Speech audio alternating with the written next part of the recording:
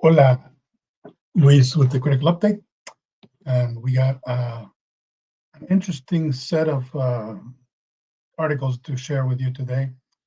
Some of the things keep evolving, threads keep evolving, things keep getting uh, more and more interesting.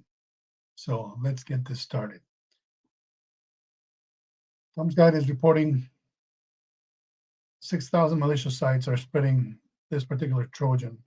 Um, so a Trojan is able to steal financial data, logins, credentials, and more. It hides in your system. It can capture your keystrokes. It can do all kinds of damage. Mainly, they're spread. This particular one is spread via fake Google Play Store websites. They're being promoted through advertisements with Meta and via SMS messages. We've seen a lot more SMS messages going out. For example, there's one that comes from the IRS saying that you're uh, you're going to be awarded $1,400, and obviously you get excited, you click on it, and then they take your money. Um, so this one's very successful. It's very very well made, like most of these things are. But how it spreads is again fake Google Play Store websites. They're promoted via advertisements. Once it's installed, then it starts asking for permissions. Sorry, it starts asking for permissions and particularly accessibility services. So once this malware has access to accessibility services, it can capture your screen, can monitor your keyboards, it can collect clipboard activity. So you know how dangerous that could be. This allows hackers to perform takeovers, harvest your data, and launch ransomware attacks. This one in particular targets banking applications on infected devices. Um, so that's that's an interesting one that I haven't seen before. So this is pretty interesting, and you need to be very cautious. So how do you protect yourself if you're in a business or personal? Because they're targeting both.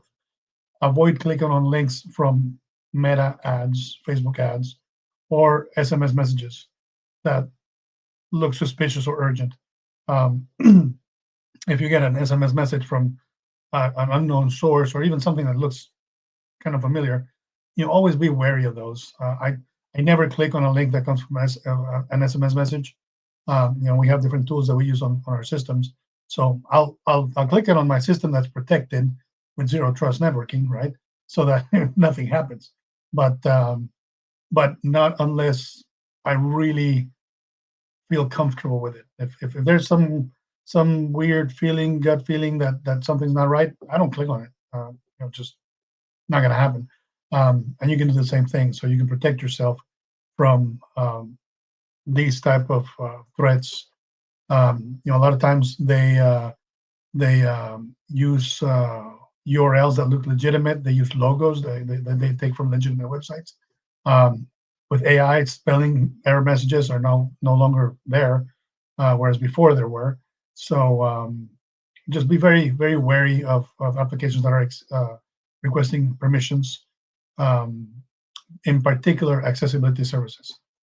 Of course, you can put antivirus tools on your phone, so you can protect your phone. You want to also have, for example, we have an app that we put on ours so that filters emails, filters ports, applications. So it's a lot harder to get infected. But some people that are they use personal devices don't do that. We highly encourage you to have some kind of protection on your mobile devices and stay vigilant and be proactive. It's always you know people get compromised by just clicking on something without thinking about it, or they get caught off guard, and then that happens, right? All right, next one. This TJ Toxic Android banking Trojan is stealing accounts again via text message. So this Trojan is capable of stealing passwords and financial data, and one text message can make it all happen.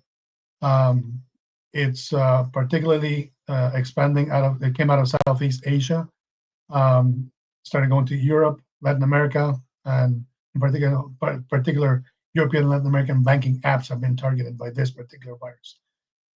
This malware is pushed via text message or phishing sites or malicious app that disguise themselves as legitimate ones, like dating apps or financial apps.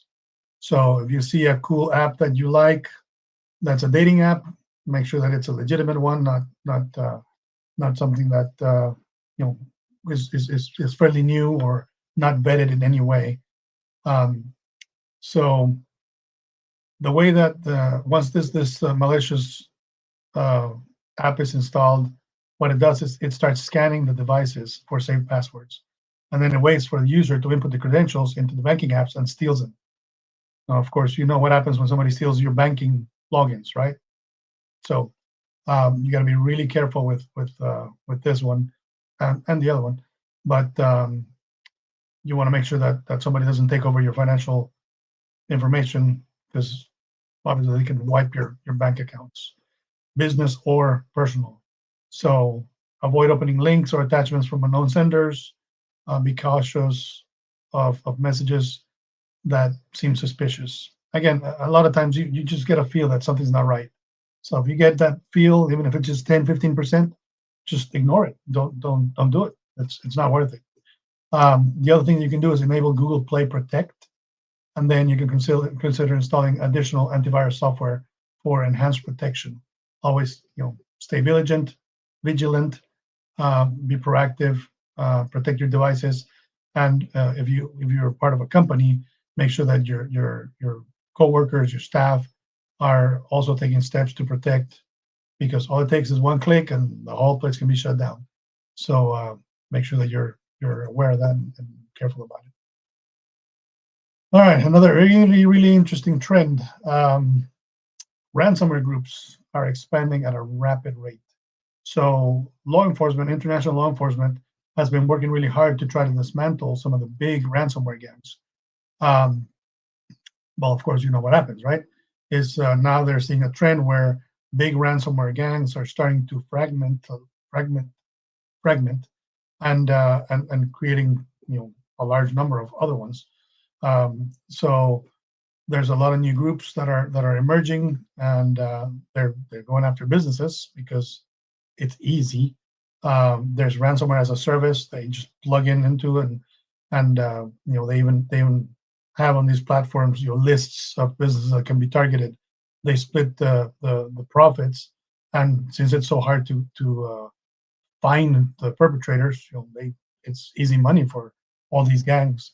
I've mentioned before, there's actually a National Geographic documentary where they talk about your local little street gang is now getting into ransomware because it's easy money. They're not really at risk, and they can do it from anywhere. So it's a very interesting ecosystem that has been created.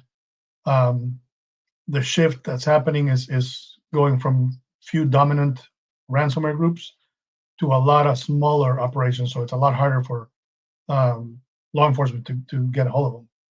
All right, so some of the ones to note, there's FunkSec, which is known for using AI-generated code, targeting media, IT, and education sectors. There's Ransom Hub. These guys came up in 2024 and became one of the most prolific groups, overtaking Lockbit. So Lockbit was one of the largest, most successful ransomware groups, and they were actually taken down by international law enforcement. Howling Scorpius. These guys target small to medium. They target small to medium-sized businesses across different industries. Very successful at what they do, of course. Black Block. These guys are notable for sophisticated leak site and tailor-made malware. So these guys are very good at programming, and of course with AI that gets enhanced significantly because it's an enabling tool. Links focuses on critical industries in the US and the UK. So add this to the industrial espionage that nation states are doing. and you got a you got a significant problem. And then termites, another group that is linked to zero-day attacks that target critical infrastructure. And we've heard in the news, our electric grids, our water systems are in danger. Um, so there's criminal groups that are actively targeting all these infrastructures and all these businesses. So what do you do? Well, what you want to do is you want to make sure that you update your software, make sure you're patching vulnerabilities, make sure you're doing assessments. You can run scanning tools to see what vulnerabilities are open, which ones you missed, or which ones are new. You want to do that periodically, at least every 6 months is what I would suggest. It used to be once a year, but things are moving so fast that you really want to catch something, the sooner the better. The other thing is make sure that you have multi-factor authentication on all your systems. There's really no reason for you not to have it, and I know that in some cases it can be breached, but at least having it makes it harder for somebody to exploit stolen credentials. Um, the other one is security awareness training. That's the biggest bang for your buck. So for just a few dollars a month, you can actually have a learning platform to educate your employees on phishing and ransomware, and then you can also document it so it can help you lower your cyber insurance premiums.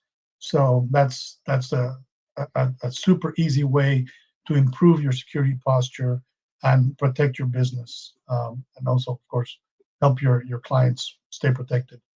Um, Understanding how ransomware works is important. Having great a culture of cybersecurity is very important. So we can help you with that if that's something that you're interested in. All right, the last one that I want to talk about. So Sonicwall came out with their report on the threat landscape. Um, and of course, things have gotten significantly more interesting. Um, Ransomware has evolved. Like I said, they're fragmenting. There's a lot more of them. They're getting better at what they do. They're focusing on different targets, different sectors, different industries, different businesses. Um, so it's a very significant threat that you have to be aware of, and you have to actively engage, because otherwise, the statistic is 60% of businesses are closing the doors after a cyber attack, a successful cyber attack. So you want to make sure that your business survives an attack, and the only way to do that is to have things in place before the attack happens. Um, some of the other changes, malware and phishing methods have changed. Of course, you heard about the SMS thing. That's being used more and more. Some people are actually calling as well. There's another documentary on National Geographic where they're interviewing gangs in Haiti, and they're getting away from the drug business because they can just call and con people into thinking that they won some kind of car or lottery or something, and then of course for a small fee we'll send you this, and they're making millions of dollars, and you can't track them, you can't get them. So you want to be aware that that's happening. Again, anything that feels weird, there's a reason for that. Trust your gut. Um, Cloud and IoT security, they mentioned that there's notable threats and vulnerabilities that are related to cloud services. Of course, cloud services have increased significantly, so they're a big target. And a little misconfiguration can share a lot of data. So you want to make sure that whenever you're looking at your cloud infrastructure, you are doing it with good documentation and best practices in mind, so that you don't end up, exposing all your data, your client data. So be aware of that. And then the other thing that they mentioned is the zero-day exploits. There's a lot of zero-day attacks. What that means is somebody discovers a vulnerability before it's public, and of course they use that. So what you want to do is have um, a plan, a culture again of cybersecurity, where you look at all these things that are coming your way, and you put little barriers in place that complement each other. So you can have a managed firewall, you can have zero trust networking. You can have your systems, all your systems protected, even mobile devices as well. You can protect your users and have multi-factor authentication, have different authentication levels on them. You can enroll your computer so that if one of them gets breached or gets lost or gets stolen, you can wipe it with one click. There's all kinds of things that you can do. Um, Again, you need to be able to be able to put together a plan and then implement that plan. One of the things that we like helping people is trying to figure out, what are your threats, what are the risks that your business is having, and then working with our clients to figure out what's the best course of action. So if you go to our website, thecriticalupdate.com/contact, you can send us a message and we'll schedule a call. We're happy to talk to you. Um, you don't have to give us any money. We don't have to engage in any kind of transaction. We just want to help and help provide some guidance. So let us know how we can help you. And with that, we will see you on the next one.